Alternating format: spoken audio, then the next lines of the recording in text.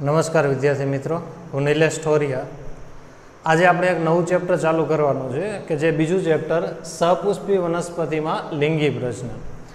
હવે આની અંદર આપણે જોઈએ કે કઈ વનસ્પતિ વિશે અભ્યાસ કરવાનો, આપણે સહપુષ્પી વનસ્પતિ. હવે વનસ્પતિના અલગ અલગ પ્રકાર આપણે જોઈ ગયા, એક અપુષ્પી અને સહપુષ્પી, જે 11મા ધોરણમાં આપણે અભ્યાસ કર્યો. અપુષ્પી અને સહપુષ્પી. સહપુષ્પી કે જેની અંદર પુષ્પનો ભાગ જોવા મળે. તો આપણે આ ચેપ્ટર ચાલુ કરતા પહેલાં થોડો ઘણો ઇતિહાસ લઈશું કે આને સહપુષ્પી વનસ્પતિ કઈ રીતે કહેવામાં આવે.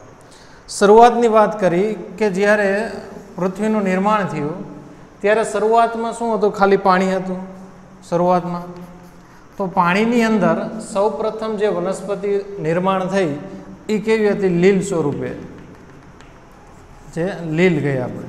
કેમ કે શરૂઆતમાં પૃથ્વીનો ગોળો જોઈતો ધગધગતો ગોળો હતો. ત્યાર પછી ધીમે ધીમે, કેમ કે શરૂઆતનું ટેમ્પરેચર કેટલું હતું, 5000 અંશ સેલ્સિયસ જેટલું હતું. ધીમે ધીમે ટેમ્પરેચર ડાઉન થતું ગયું. ડાઉન થઈ અને ત્યાર પછી ધીમે ધીમે સ્ટેપ બાય સ્ટેપ અલગ અલગ જે ટેમ્પરેચર ડાઉન થયું એટલે ધીમે ધીમે નવી નવી જે સજીવોનું નિર્માણ થયું.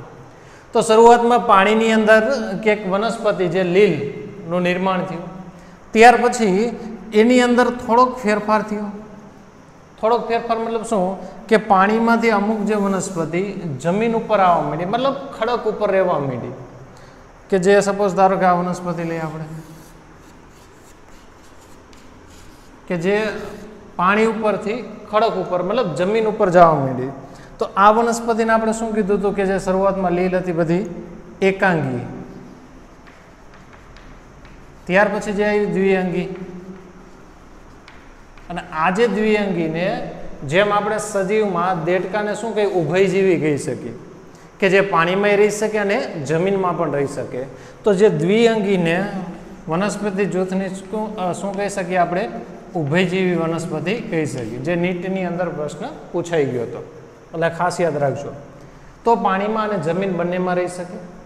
ત્યાર પછી ખડક ઉપર રહેતા જે સ્ત્રાવ કરી ખડકને પીગાડી અને એમાંથી જમીનનું નિર્માણ થવા માંડ્યું. ધીમે ધીમે આમાં થોડોક સુધારો થયો. એમાં જે સુધારો થઈ ત્યાર પછી એક નવી વનસ્પતિ આવી, જેને આપણે શું કીધું, ત્રિઅંગી તરીકે આપણે ઓળખી શકીએ. સપોઝ ધારો કે આ લઈ લઈએ આપણે, તો એને શું કીધું આપણે, ત્રિઅંગી વનસ્પતિ.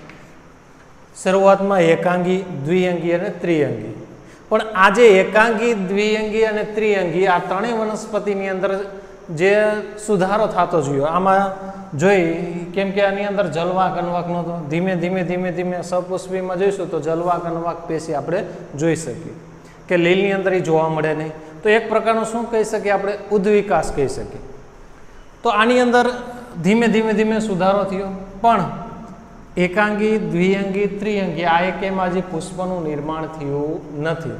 માટે એકાંગી, દ્વિઅંગી અને ત્રિઅંગી જેને સંયુક્ત રીતે આપણે એને એક જૂથમાં મૂકી શકીએ, જેને આપણે કહી શકીએ અપુષ્પી વનસ્પતિ. મતલબ એમાં પુષ્પનું નિર્માણ નથી થયું. એના પછી સુધારો થયો ને એક જે વનસ્પતિનું નિર્માણ થયું. સપોઝ ધારો કે આ રીતના લઈ લઈએ આપણે, જસ્ટ સમજવા માટે.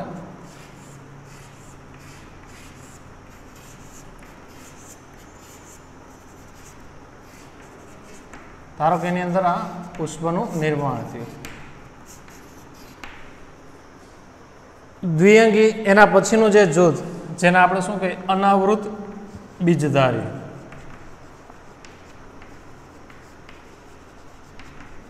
અને એના પછી જે સુધારો થયો અને એક નવું જે જૂથ આવ્યું, સોરી આ રીતે લઈ લઈએ આપણે,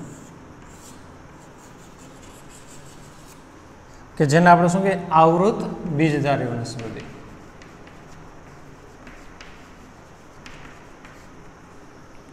હવે અનાવૃત અને આવૃત આ બંનેની અંદર શું જોવા મળ્યું, પુષ્પ. કેમ કે હવે શું થઈ ગયું, પુષ્પનું નિર્માણ થયું. આ ત્રણેયમાં પુષ્પનું નિર્માણ નથી થયું. તો અહીં જે ધીમે ધીમે અનાવૃત થયો, પછી એમાં સુધારો થઈને આવૃત થયો. અનાવૃત એટલે શું કે બીજ છે, બીજની આજુબાજુ આવરણ જોવા મળતું નહોતું, મતલબ અનાવૃત. ઉદ્વિકાસ થયો, જોવા મળ્યું, તો એનું નામ શું આપી દીધું, આવૃત બીજધારી વનસ્પતિ. રેડી? તો આ બંનેની અંદર પુષ્પ જોવા મળ્યા માટે આ જે જૂથને શું નામ આપી દીધું? સપુષ્પી વનસ્પતિ. તો વનસ્પતિને મુખ્ય બે જૂથમાં ડિવાઈડ કરી શકો, અપુષ્પી અને સપુષ્પી. જ્યારે આપણું ચેપ્ટર શું હોય? સપુષ્પી વનસ્પતિ. મતલબ એની અંદર આપણે બે જ વનસ્પતિ વિશે અભ્યાસ કરશું, એક અનાવૃત બીજધારી અને બીજું આવૃત બીજધારી. ત્યાર પછી આવૃત બીજધારીની અંદર બે પેટા પ્રકાર પડ્યા, એક આપણે જોઈ શકીએ એક દળી અને ત્યાર પછી આપણે જોઈ શકીએ દ્વિદળી કહી શકીએ. ગાડી? તો શરૂઆત ક્યાંથી થઈ? લીલથી થઈ અને છેલ્લે જે આવૃત બીજધારીની અંદર એક દળી અને દ્વિદળી પ્રકાર ડિવાઈડ થયા એની અંદર. રેડી? કેમ કે આની અંદર તમે જુઓ તો જલવાક અનવાક પેશી નહોતી, જ્યારે આવૃત બીજધારીમાં જુઓ તો અહીંયા સંપૂર્ણ જલવાક અનવાક પેશી જોવા મળે. તો આ ચેપ્ટરની અંદર સપુષ્પી વનસ્પતિની અંદર આપણે શું અભ્યાસ કરશું? અનાવૃતથી લઈ એકદળી અને દ્વિદળી, આટલા વિશે આપણે અભ્યાસ કરવાનો છે. રેડી? ત્યાર પછી એની અંદર શું જોવાનું હોય? લિંગી પ્રજનન. હવે લિંગી પ્રજનન કોને કહેવાય? જેમાં બે પ્રકાર પ્રજનન જોવા મળે, એક અલિંગી અને લિંગી પ્રજનન. નામ ઉપર તમે કહી શકો કે જેની અંદર લિંગ જોવા મળે એ બધા લિંગી પ્રજનન. અલિંગી કે જેમાં લિંગ જોવા મળે નહીં, મતલબ કે જેની અંદર જન્યુ ઉત્પન્ન થઈ શકે નહીં. અને આમાં શું ઉત્પન્ન થાય? જન્યુ ઉત્પન્ન થાય. કે એકમાં જન્યુ ઉત્પન્ન થાય, એકમાં જન્યુ ઉત્પન્ન થતા નથી. ત્યાર પછી અલિંગીમાંથી ઉત્પન્ન થતી સંતતિ કે જે પોતાના પિતરોને કેવી જોવા મળે? આબેહૂબ પ્રતિકૃતિ. જ્યારે લિંગીની અંદર એવું જોવા મળતું નથી. એનું મુખ્ય કારણ શું? કેમ કે એની અંદર એક ઘટના બને જેને આપણે શું કહીએ? વ્યતિકરણ કહીએ છીએ. કે જે એક સ્વસ્તિક ચોકડી બને કે જેના હિસાબે શું થાય કે બેના જન્યુ કેવો હોય? અલગ અલગ. એક નર હોય, એક માદા હોય. તો બેના જે જન્યુ જ્યારે જોઈન્ટ થાય તો બેના અલગ અલગ લક્ષણો ભેગા થાય અને એક નવા લક્ષણનું શું થાય? નિર્માણ થાય. જ્યારે આની અંદર તો શું હશે કે સપોઝ ધારો કે અમીબા હોય તો આ જે અમીબામાંથી ડાયરેક્ટ શું બની જાય? બે બાળ અમીબા બની જાય. તો આની અંદર લક્ષણ એકમાંથી બે બન્યા, એટલે આમાં જે ડીએનએ હશે એ જ ડીએનએ આ બંનેની અંદર જોવા મળશે. જ્યારે આની અંદર શું થશે કે એક નર લઈ લ્યો અને એક માદા, તો બેના ડીએનએ કેવા છે? અલગ અલગ. બંનેના ડીએનએ અલગ અલગ હોય તો જ્યારે ડીએનએ બેના ભેગા થશે તો એક નવા ડીએનએનું નિર્માણ થાય. જે નવો ડીએનએ એટલે કે આ બેના ડીએનએથી સાવ અલગ. તો લક્ષણમાં શું જોવા મળ્યું? વૈવિધ્ય. તો લિંગી પ્રજનનની અંદર એ લક્ષણની અંદર થોડુંક વૈવિધ્ય જોવા મળે. આ સામાન્ય આપણે અલિંગી લિંગી પ્રજનન જે કોમન મનુષ્ય, પ્રાણી, વનસ્પતિ, ફૂગ, XYZ એ દરેકની અંદર આ કોમન વસ્તુ જોવા મળે. પણ આપણે આ ચેપ્ટરની અંદર ઓનલી ફોર કેના વિશે લિંગી પ્રજનન જોવાનું છે? વનસ્પતિ વિશે. કે વનસ્પતિમાં લિંગી પ્રજનન કઈ રીતે જોવા મળે. રેડી? તો આપણે થોડુંક લઈ આ થોડીક એની હિસ્ટ્રી હતી કે કઈ રીતે એને સપુષ્પી વનસ્પતિ તરીકે ઓળખવામાં આવે. હવે આ જે ચેપ્ટરની અંદર આપણે જે ચેપ્ટર જોવાનું છે એનું થોડુંક ઓવરવ્યૂ લઈ લઈએ જેથી આપણને ખ્યાલ આવે કે આ ચેપ્ટરની અંદર આપણે કયા કયા મુદ્દા વિશે અભ્યાસ કરવાનો. એક આ પુષ્પની જે રચના આપેલી છે કે જેની અંદર નીચેનો ભાગ જેને વજ્રપત્ર કહી, ઉપરનો ભાગ આવશે દલપત્ર, ત્યાર પછી પુંકેસર ભાગ હોય અને સ્ત્રીકેસર ભાગ હોય કે જેની અંદર આ જે ચાર ભાગ એની સાથે સંકળાયેલા તમે કહી શકો. રેડી? હવે આ જે પુષ્પની અંદર જેની અંદર પ્રજનન ભાગ અને જે સહાયક ભાગ, પ્રજનન ભાગ એટલે શું કે એમાંથી ફળ બીજ ઉત્પન્ન થઈ શકે એ ભાગને પ્રજનન ભાગ કહેવાય. સહાયક ભાગ કોને કહી શકીએ?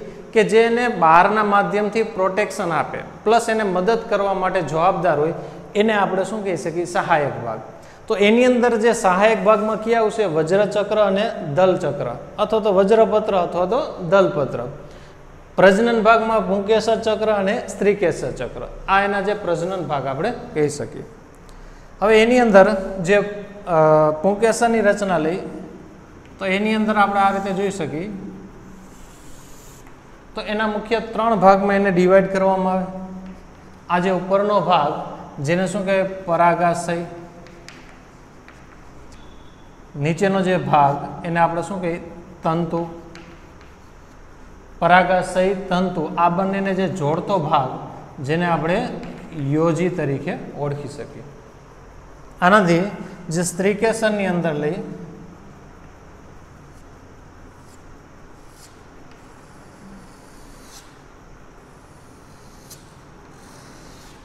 સ્ત્રીકેસરમાં તો સ્ત્રીકેસરની અંદર સૌથી જે ઉપરનો ભાગ જેને શું કહેવાય પરાગાસન,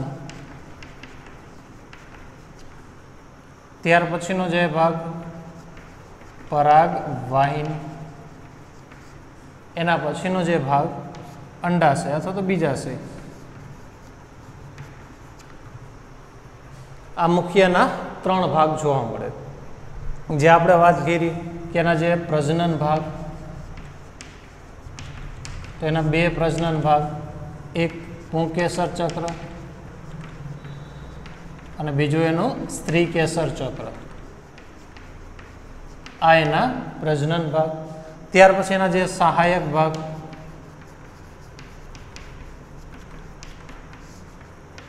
તો એની અંદર દલપત્ર અને વજ્રપત્ર. આ એના આપણે સહાયક ભાગ તરીકે ઓળખી શકીએ. પ્રજનન ભાગ કયો અથવા તેને શું કહીએ આપણે ફળદ્રુપ ભાગ તરીકે પણ ઓળખી શકીએ કે જે પ્રજનનમાં ભાગ લેતા હોય એને ફળદ્રુપ ભાગ પણ કહી શકીએ. સહાયક ભાગ દલપત્ર એનું મુખ્ય કામ કીટકોને આકર્ષવાનું, વજ્રપત્ર જે સૌથી નીચે હોય જેને પ્રોટેક્શન કરે, પ્લસ બીજું કે જે નીટ માટે તમારે જરૂરી અમુક જે વજ્રપત્ર શું કામ કરે પ્રકાશ સંશ્લેષણ માટે. જે વજ્રપત્ર પ્રકાશ સંશ્લેષણનું કાર્ય સાથે પણ સંકળાયેલો ભાગ કહી શકે. તો એની અંદર જે પ્રજનન ભાગ, તો એની અંદર આપણે પેલો ભાગ જે એનો જોઈ ગયા પુંકેસર, આ જોઈએ તો સ્ત્રીકેસર ચક્ર, જેને સરળતા ખાતર મુખ્ય 3 ભાગમાં ડિવાઈડ કર્યા. પુંકેસરમાં પરાગાશય, યોજી અને તંતુ. સ્ત્રીકેસરની અંદર તમે લઈ શકો પરાગાસન, પરાગવાહિની અને બીજાશય કહી શકે. હવે આ જે પરાગાશય, તો પરાગાશયની અંદર શું જોવા મળશે આપણને પરાગરજ. આ લઈ લે આપણે એની પરાગરજ. હવે આ જે પરાગરજ હોય, હવે જે ઉત્પન્ન થઈ અને ક્યાં જઈશે સ્ત્રીકેસરના પરાગાસનમાં. તો એ સ્ત્રીકેસરના પરાગાસનમાં દાખલ થાય. તો અહીંથી ઉત્પન્ન થઈ અને અહીં જે જવાની ઘટના એને આપણે નામ શું આપ્યું પરાગનયન. હવે અહીંયા દાખલ થશે એટલે એક નલિકાનું નિર્માણ કરશે, જેની અંદર એક નલિકા બનશે આ રીતે, જેને શું નામ આપ્યું આપણે પરાગવાહિનીની અંદર એક નલિકા હોય એને શું કહેવાય પરાગ નલિકા કહી શકીએ. અને અહીંયાથી ક્યાં દાખલ થશે બીજાશયમાં. તો આખું ચેપ્ટર જે આપણું આવી ગયું કે જેને સરળતા ખાતર આપણે મુખ્ય 3 ભાગમાં ડિવાઈડ કરશું એને, કેમ કે લિંગી પ્રજનન હોય એને આપણે મુખ્ય 3 ભાગમાં ડિવાઈડ કરી શકીએ. એમાં એનો જે પહેલો ભાગ પૂર્વફલન, એનો જે સેકન્ડ ભાગ જે ફલન, અને એનો જે થર્ડ ભાગ ત્રીજો પશ્વફલન. પૂર્વફલન, ફલન અને પશ્વફલન. પૂર્વફલન છે તો એના મુખ્ય 2 ભાગમાં આપણે એને ડિવાઈડ કરશું. એક જન્યુ જનન અને બીજું એનું જન્યુ વહન. જન્યુ જનન અને જન્યુ વહન. હવે જોઈ લે આખું ચેપ્ટર આપણે કઈ રીતે સમજશું. પૂર્વફલન તો એની અંદર જન્યુ જનન. તો જન્યુ કેને કહેવાય? આમાં જે પરાગરજ ઉત્પન્ન થાય એને જન્યુ કહી શકીએ. તો આપણે પહેલાં પરાગાશય વિશે અભ્યાસ કરશું કે પરાગાશયની રચના કઈ રીતની હોય, એમાં કેટલા 4 લેયર હોય, તો કયા પ્રકારના 4 લેયર હોય. ત્યાર પછી એની અંદર જન્યુ એટલે કે પરાગરજ કયા ભાગમાં ઉત્પન્ન થાય રેડી. તો જન્યુ જનન પુંકેસરની અંદર અભ્યાસ કરશું. સ્ત્રીકેસરની અંદર બીજાશયની અંદર અંડક, એની અંદર જે જન્યુ ઉત્પન્ન થાય અંડકોષ, જે મહાબીજાણુ ધાની આપણે કહી શકીએ. તો એ મહાબીજાણુ ધાનીની અંદર જન્યુ, કેમ કે આની અંદર જે જન્યુ હશે અહીં આપણે અંડકોષ લઈએ. તો એ અંડકોષ કઈ રીતે ઉત્પન્ન થાય એની માહિતી આખી જન્યુ જનનની અંદર લઈશું. હવે બેમાં જે જન્યુ ઉત્પન્ન થઈ ગયા એ ટોપિક પૂરો. ત્યાર પછી લઈશું જન્યુ વહન. મતલબ હવે આ જન્યુ ઉત્પન્ન થઈ ગયા, હવે એ વહન થઈને ક્યાં જશે? માદા જન્યુ પાસે. કેમ કે પરાગરજ એટલે કેવા જન્યુ? નર જન્યુ. અને અંડાશય એટલે કેવા જન્યુ? માદા જન્યુ. તો હંમેશા નર જન્યુ માદા જન્યુ પાસે પહોંચે. તો એ નર જન્યુ માદા જન્યુ પાસે પહોંચે એ ઘટનાને આપણે શું કીધું? પરાગનયન. જે કયા મુદ્દામાં આવશે? જન્યુ વહન.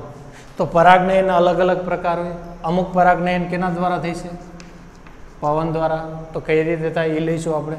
ત્યાર પછી અમુકમાં પાણી દ્વારા, અમુકમાં કીટકો દ્વારા, અમુકમાં પક્ષીઓ દ્વારા. એડી તો દરેકની અંદર અલગ અલગ પરાગવાહક એની સાથે સંકળાયેલો હોય.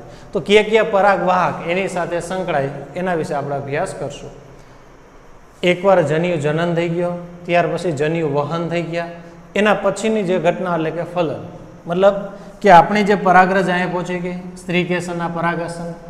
હવે એ વહન થઈ અને ક્યાં દાખલ થઈ છે? અંડકોષમાં. મતલબ અંડકોષ સાથે જોઈન્ટ થાય. તો જે જોઈન્ટ એટલે કે જે જોઈન્ટ થવાની જે ઘટના હોય એને આપણે શું કહી શકીએ? ફલન કહી શકીએ.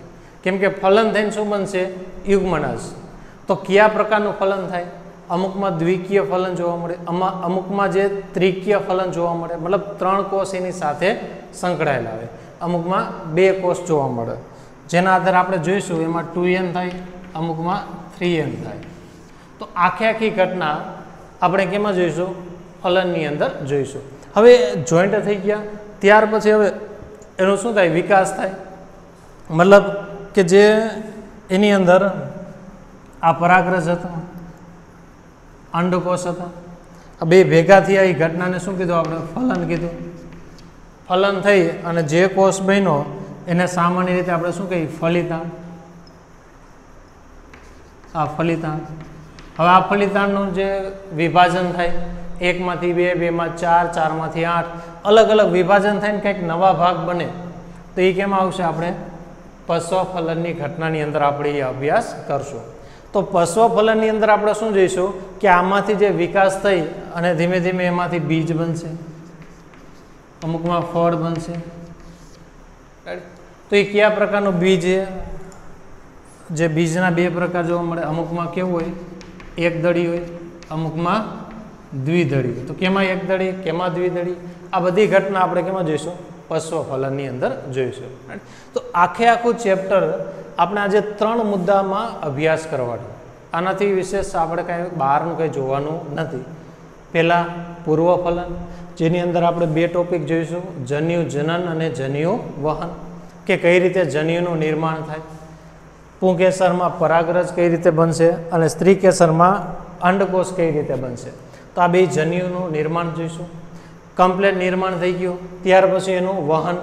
તો એક જગ્યાએથી બીજી જગ્યાએ કઈ રીતે જન્યુ વહન થાય એ આપણે અભ્યાસ કરશું.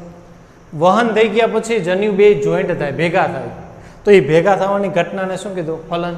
હવે ભેગા થઈ ગયા ત્યાર પછી એમાંથી કંઈક નવા ભાગ બનશે. શું બનશે? બીજ બને, ફળ બને. તો એ કેમાં જોઈશું? પશ્વફલન. તો કયા પ્રકારનું બીજ છે? એકદળી, દ્વિદળી. એના વિશે આપણે અભ્યાસ કરશું. રાઈટ. તો આખું ચેપ્ટર સામાન્ય રીતે જુઓ તો આટલા મુદ્દાની અંદર આપણું આખું ચેપ્ટર આવી જાય. રેડી. તો હવે આપણે થોડુંક ચેપ્ટરની શરૂઆત કરી કે કયા મુદ્દા એમાં જોવાના. તો પહેલાં જ જે આપણે વાત કરી એમાં 3 પ્રકારના મુદ્દા વિશે આપણે અભ્યાસ કરશું: પૂર્વફલન, ફલન અને પશ્વફલન. તો એની અંદર પહેલાં આપણે જોઈશું પૂર્વફલન. એની અંદર પણ પહેલો ટોપિક કયો? જન્યુ જનન.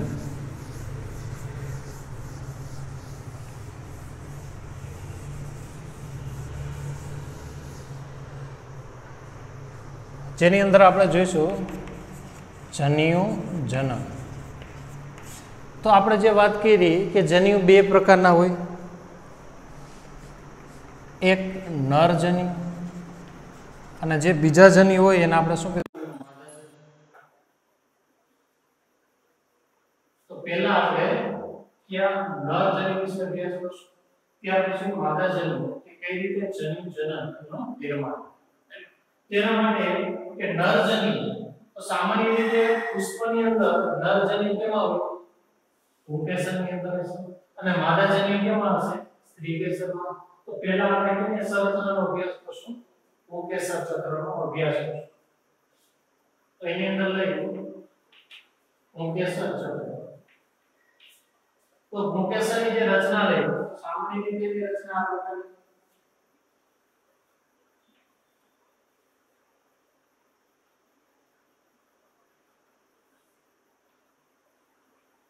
જેની અંદર મુખ્ય ત્રણ ભાગ એમાં સૌથી ઉપરનો ભાગ જેને આપણે કહીએ પરાગાશય તરીકે ઓળખીશું આ બંનેને જોડતો ભાગ જેને આપણે યોજી અને નીચે જે લટકતો ભાગ જેને આપણે તંતુ તરીકે ઓળખીશું રાઈટ તો એની અંદર મુખ્ય ત્રણ ભાગ જોવા મળે પરાગાશય યોજી અને તંતુ આ ત્રણ ભાગ જે મુકેશની અંદર જોવા મળે દરેકના કાર્ય તંતુનું મુખ્ય કામ શું તો એનું મુખ્ય કામ કે જે પરાગાસન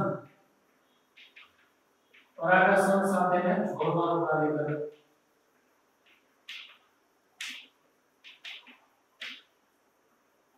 કે જેને પરાગાસન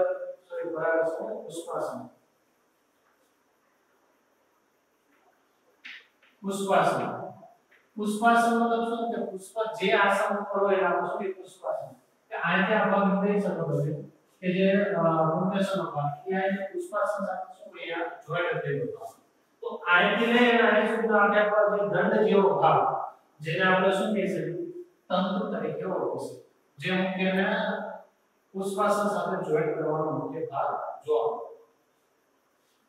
અને એના પછીનો જે ભાગ છે યોજી યોજીનું કામ શું કે જે દળ છે એ દળમાંથી ઉપરના ભાગે કે જ્યાં પરાગાશયમાં પરાગરજ હોય તો એ બેને જે જોઈન્ટ કરવાનો મુખ્ય કામ કરતો ભાગ જેને આપણે શું કહીએ યોજી જે પરાગાશય અને તંતુને જોઈન્ટ કરવાનું કામ અને સૌથી ઉપરનો ભાગ એટલે કે પરાગાશય તો આની અંદર તમે લઈ શકો કે જે તંતુ એનો કયો ભાગ લઈ શકીએ વંધ્ય ભાગ મતલબ શું કે જે ફલનમાં કે ભાગ લેતો નથી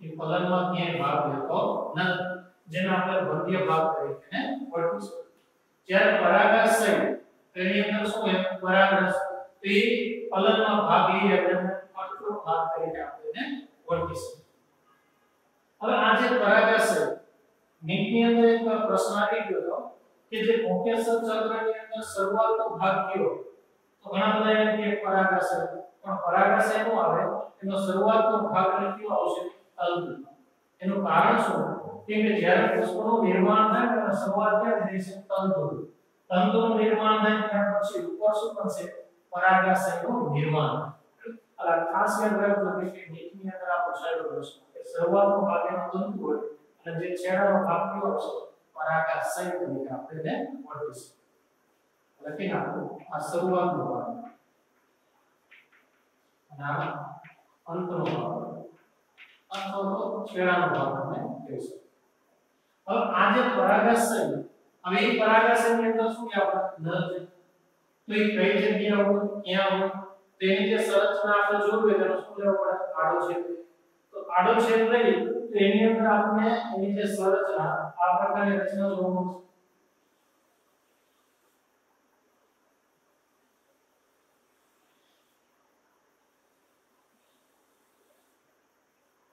જેની અંદર સેન્ટરમાં આપણે યોજેલો ભાગ છે જેમાં ચાર અલગ અલગ લેયર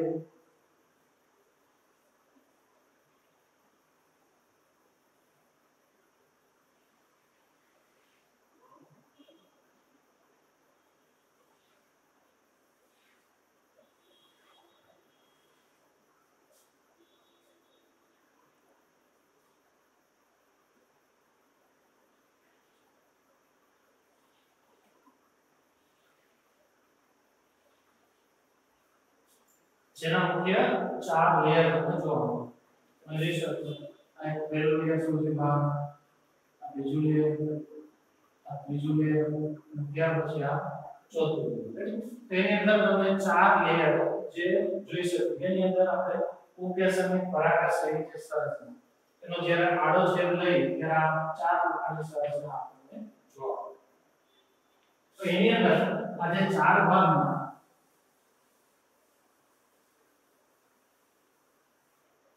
સૌથી જે બહારનો સ્તર, હવે આ જે ચાર ભાગની સંરચના લઈ આવે તો એની અંદર શું થશે કે જે દ્વિકોટરીય હોય, દ્વિકોટરીય મતલબ શું, આ ઘેરેના એક કોટર, આ ઘેરેના બીજો કોટર. હવે આ એક કોટરની અંદર કેટલા કણ, બે કણ, આ એક કણ, બે કણ, આ એક કણ, બે કણ, ટોટલ કેટલા કણ થઈ ગયા, ચાર કણ. એટલે ચતુષ્ખંડીય સંરચના આપણે એને કહી શકીએ. આ બધી માહિતી તમને જે ટેક્સ્ટ બુકની અંદર તમને આપેલું. હવે એની જે રચના સામાન્ય આપણે જોઈ, એની જે રચના આ પ્રકારની આપણને જોવા મળશે. જે તમને થોડો અંદાજ આવે, તમે જે ચાર પેન લઈ ગયો, જે ગમે તે પેન અથવા પેન્સિલ લઈ ગયો, આવી ચારને તમે આ રીતે ગોઠવો, આ પ્રકારનું સરળ ગોઠવો, સમજો રેડી, આ રીતે ગોઠવો તો એની અંદર શું થશે. હવે તમે આને આ રીતે જોઈશો તો તમે કેટલા ભાગ દેખી બે ભાગ, જેમાં તમે બે ભાગ દેખો, પણ જ્યારે આને છેદ લેશો કેટલા ભાગ દેખાશે આપણે, 1 2 3 અને 4 ભાગ દેખાશે. તો તમે જોઈ શકો 1 2 3 અને 4. હવે એની અંદર તમે જુઓ તો આમ કરશો તો આ એક ભાગ અને બીજો, મતલબ આ એક ક્વાર્ટર બીજો ક્વાર્ટર, એક ક્વાર્ટરમાં કેટલા કણ, 1 અને 2, બીજા ક્વાર્ટરમાં કેટલા કણ, 1 અને 2, ટોટલ કેટલા કણ, તો 1 2 3 અને 4 કણ. તો ટોટલ 1 2 3 અને 4 કણ એની અંદર આપણે જોઈ શકીએ કે જે સામાન્ય રીતે આની સંરચના આપણે લઈ લઈએ. રાઈટ, તો જોઈ શકીએ આપણે જોઈ ગયા દ્વિકોટરીય રચના. દરેક કોટરની અંદર કેટલા, બે કણ અને કુલ કેટલા કણ છે, 4 અથવા તો ચતુષ્કીય ખંડ તરીકે ઓળખી શકો. ત્યાર પછી દરેકની અંદર જો એક ખાંચ જોવા મળે, જેને શું કે આયામ ખાંચ તરીકે આપણે ઓળખી શકીએ. બે શબ્દ તમારે વધારે બાયોલોજીની અંદર આવશે, એક આવશે આયામ અને બીજો શબ્દ આવશે અનુપ્રસ્થ. તો આટલું યાદ રાખવાનું કે આયામ એટલે હંમેશા શું થાય, ઊભું, અને અનુપ્રસ્થ એટલે હંમેશા શું આવશે, આડું. આયામ એટલે ઊભું, અનુપ્રસ્થ એટલે આડું. તો આ જ્યારે આનો અનુપ્રસ્થ મતલબ આડો છેદ લઈ તો આપણને આ ચાર સંરચના એની અંદર જોવા મળે, જેને આપણે શું કહીએ, ચતુષ્કાય અથવા તો ચતુષ્કીય ખંડ સંરચના આપણે કહી શકીએ. અને દરેકની અંદર એક એક આયામ ખાંચ આવેલી હોય કે જેનાથી અલગ અલગ ચારે ચાર ખંડ અલગ પડે. ત્યાર પછી એની અંદર 4 લેયર, સૌથી જે બહારનું લેયર જેને આપણે શું કીધું, અધિસ્તર. એના પછીનું જે લેયર બીજું એન્ડોથેસિયમ, એના પછીનું જે ત્રીજું લેયર જેને આપણે મધ્યસ્તર, અને સૌથી અંદરનું જે સ્તર જેને શું કહેવાય, પોષક સ્તર. તો આ મુખ્ય 4 લેયર એની અંદર જોવા મળે, અધિસ્તર, એન્ડોથેસિયમ, મધ્યસ્તર અને પોષક સ્તર. તો આ ચારે ચારના જે ફંક્શન, જે કાર્ય છે એ આપણે આના પછીના લેક્ચરમાં જોઈશું.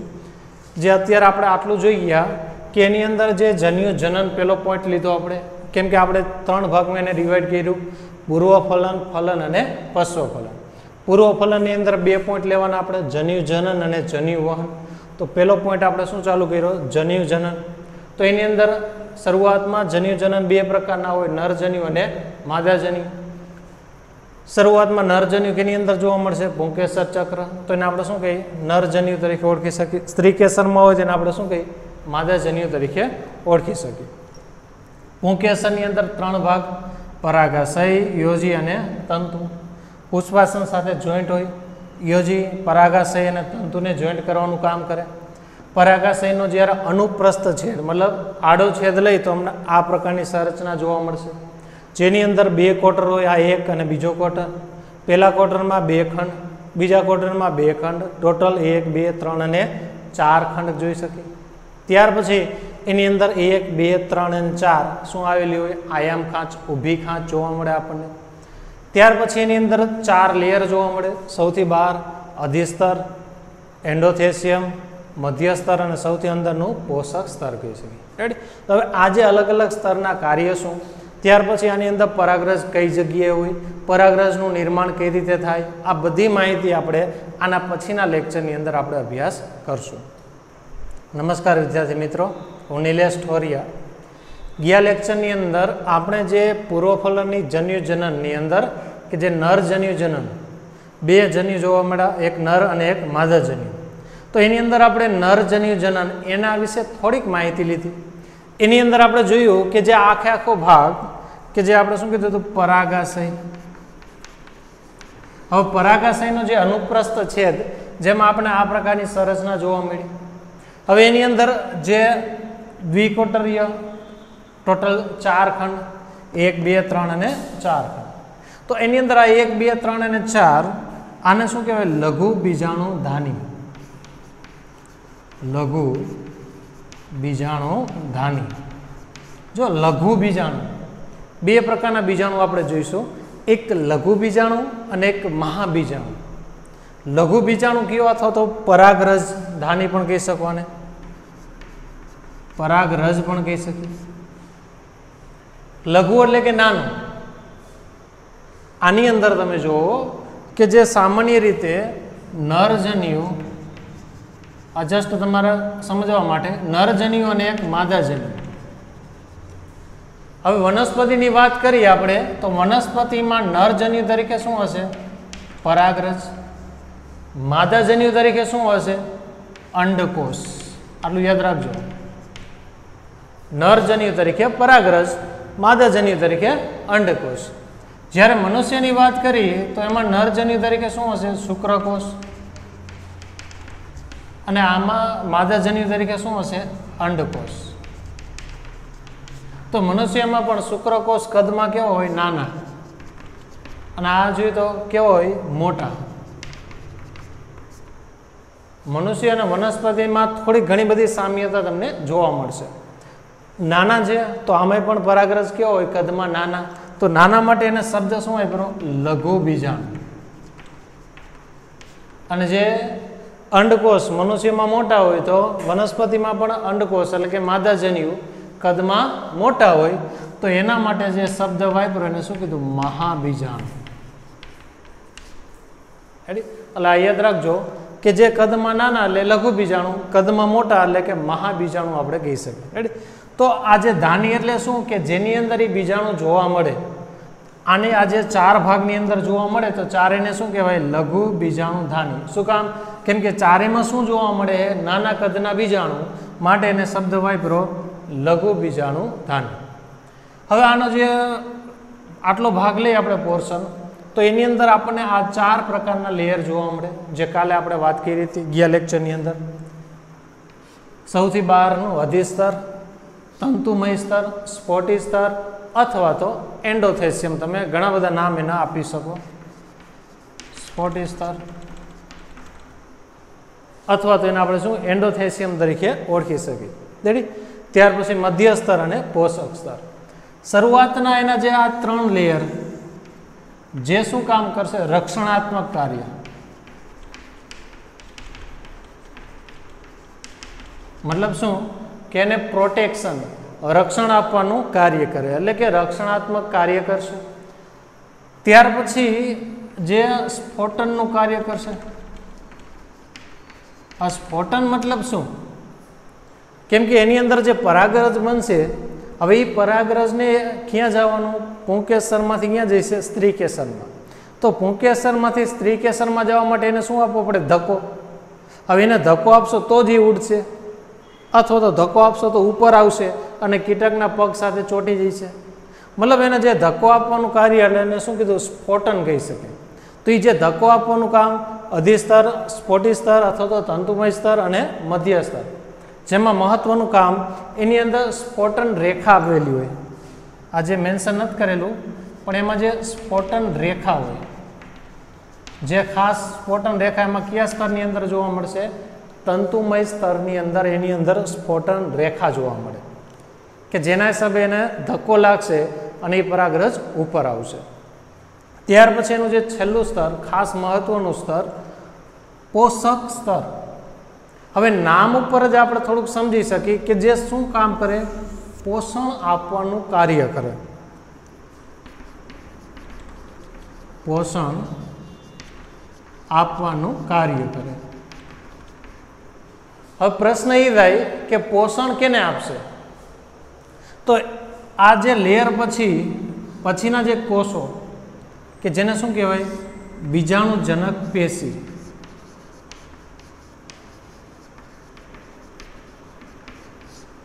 જેને આપણે બીજાણુજનક પેશી કહી શકીએ. તો હવે આ જે પોષક સ્તર પછીનું લેયર કયું છે, બીજાણુજનક પેશી. તો પોષક સ્તર પોષણ આપવાનું કાર્ય કરે તો કેને આપશે? બીજાણુજનક પેશીને. હવે બીજાણુજનક પેશીને પોષણ આપવાનું કામ શું કામ એને પોષણ આપે? એનું મુખ્ય કારણ એ કેમ કે બીજાણુજનક પેશીને પોષણ મળશે એટલે એમાંથી કેનું નિર્માણ થશે? પરાગરજનું નિર્માણ થાય. પરાગરજ કેમાંથી બનશે? બીજાણુજનક પેશીમાંથી. હવે જે બીજાણુજનક પેશીના કોષો એની ગોઠવણી કયા પ્રકારની જોવા મળે? તો આ બધા સમજાત રીતે ગોઠવાય, મતલબ એક સરખા હોય.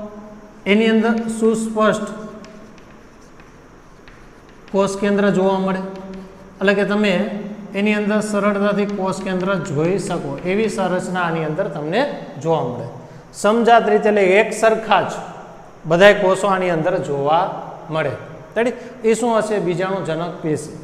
કોઈ એક બીજાણુજનક પેશીમાંથી પરાગરજનું નિર્માણ થાય. તો એ બીજાણુજનકમાંથી પરાગરજ બને તો ડાયરેક્ટ તો ન જ બને. કેમ? બીજાણુજનકને ખોરાકની જરૂર પડશે, એને પોષણ મળશે. એની પોષણ મળશે એટલે એની શું થાય? વૃદ્ધિ થઈ છે. વૃદ્ધિ થાય એટલે એનું વિભાજન થાય. વિભાજન થાય એટલે એમાંથી પરાગરજ બને. તો એને પોષણ આપવાનું મુખ્ય કામ આપણું લેયર કયું હશે? પોષક સ્તર એનું જે પોષણ આપવાનું મુખ્ય કામ કરે.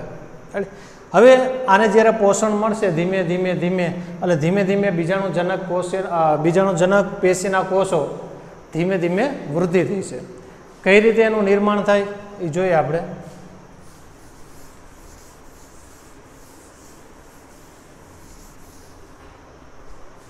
હવે એની અંદર જે બીજાણુજનક પેશીની અંદર હવેનો જે ટોપિક આપણે જોઈએ લઘુ બીજાણુજનન.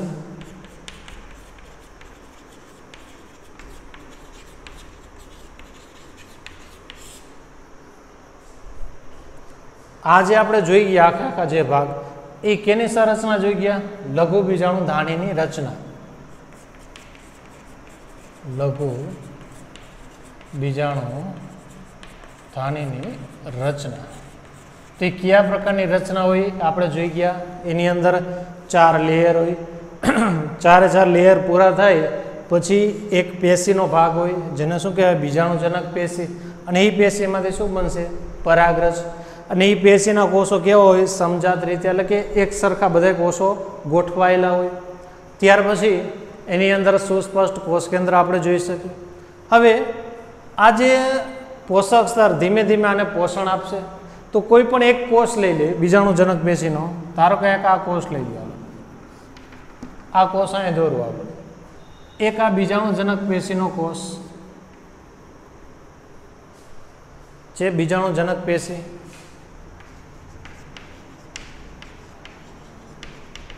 એનો કોઈ પણ એક કોષ શરૂઆતમાં કયા સ્વરૂપે હોય? 2n સ્વરૂપે હોય.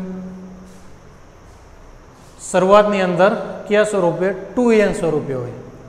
હવે 2n હોય તો એનું જ્યારે વિભાજન થાય તો કયા પ્રકારે થાય? અર્ધીકરણ. જે આપણે જોઈ ગયા. અહીં ડ્રો કરું તમને ખ્યાલ આવે. ધારો કે n હોય કોષ અને એનું વિભાજન થાય તો આવનારી સંતતિ પણ શું જોવા મળશે? n. તો એ પ્રકારના વિભાજનને આપણે શું કીધું હતું? સમવિભાજન. પણ જો 2n હોય અને એનું વિભાજન થઈ nn થાય, એમાંથી વિભાજન થઈને nn થાય, તો આ પ્રકારના વિભાજનને શું કહેવાય? અર્ધીકરણ કહી શકીએ. જે તમે 11મા ધોરણની અંદર 10મું ચેપ્ટર કોષ વિભાજન કોષચક્ર એની અંદર આખું જોઈ ગયા. જે અર્ધીકરણ હંમેશા કેમાં થાય? કે જે લિંગી પ્રજનનમાં ભાગ લેતા કોષો तो लिंगी प्रजनन में क्या कोषो भाग लिए? नरजन्यु ने मादाजन्यु। तो नरजन्यु आमां शुं है? परागरज। परागरज बने केमांथी? बीजाणुजनक पेशी। तो ये पण क्या भाग थई गया? प्रजनन में भाग लिए। तो आ बधा कोषोनुं विभाजन क्या प्रकारे थवुं जोईए? अर्धीकरण। रेडी? तो अर्धीकरण प्रकारे आनुं विभाजन थाय तो 2n छे तो विभाजन थई छे એટલે 2n ना अर्धा ले nn। અહીંથી વિભાજન લઈશું આપણે તો આમાંથી બે ભાગ થઈ છે આ રીતના।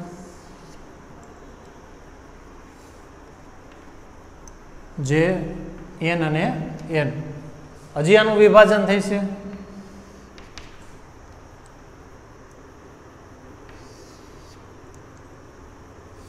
જે 4 કોષ બનશે અને ચારે ચાર કેવા હશે? n n n અને n। આમાં જે વિભાજન શરૂઆતમાં એનું શું થઈ છે? અર્ધીકરણ, જેને આપણે અર્ધીકરણ 1 કહી, અને બીજું થાય એને શું કહેવાય? અર્ધીકરણ 2। અર્ધીકરણ એટલે અડધું થવું, 2n માંથી n થઈ જશે। હવે અર્ધીકરણ 2 એટલે n માંથી n જ રહ્યા, એટલે આ કયા પ્રકારનું વિભાજન થઈ ગયું? સમવિભાજન કહેવાય। કયા પ્રકારે વિભાજન થાય, કમ્પ્લીટ થાય, એ બધું આપણે આના જે 10મા ચેપ્ટરમાં તમે અભ્યાસ કરી લીધો।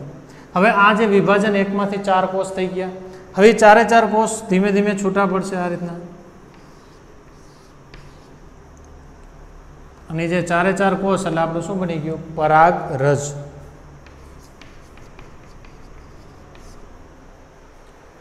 શરૂઆતમાં લઘુ બીજાણુ 1 હતું, એમાંથી કેટલા? 4 બન્યા, એટલે આ જે 4 ને શું કહેવાય? પરાગરજ ચતુષ્ક કહી શકો, અથવા તેને શું કહેવાય? લઘુ બીજાણુ ચતુષ્ક। શરૂઆતમાં જે બીજાણુજનક પેશી એનો કોઈ પણ એક કોષ લીધો તો એ કોષ આપણો કયો હતો? માતૃકોષ કહેવાય। અને એ માતૃકોષ કદમાં નાનો એટલે આપણે શું કહીએ? લઘુ બીજાણુ માતૃકોષ। હવે એ જે માતૃકોષ લઘુ બીજાણુ માતૃકોષમાંથી શું બને? લઘુ બીજાણુ ચતુષ્ક। એટલે કે 1 માંથી કેટલા બન્યા? 4। તો 1 માંથી 4 બને એટલે કે લઘુ બીજાણુ માતૃકોષમાંથી લઘુ બીજાણુ જનન કે લઘુ બીજાણુ ચતુષ્ક બનવાની જે ઘટના હોય એને આપણે શું કહી શકીએ? લઘુ બીજાણુ જનન। લઘુ બીજાણુ એટલે શબ્દ મેં તમને કીધો હતો પરાગરજ કયો, તો લઘુ બીજાણુ ચતુષ્ક અથવા તો એને આપણે શું કહી શકીએ? પરાગરજ ચતુષ્ક અથવા તો પરાગ ચતુષ્ક આપણે કહી શકીએ। રેડી? તો એમાં 1 માંથી 4 કોષ બન્યા। હવે આ જે 4 કોષનું સ્ફોટન એટલે કે આ જે પરાગરજ બની તો દરેકની સંરચના કયા પ્રકારની હોય, કેવા પ્રકારની પરાગરજ હોય, એ આના પછીના લેક્ચરની અંદર આપણે અભ્યાસ કરશું।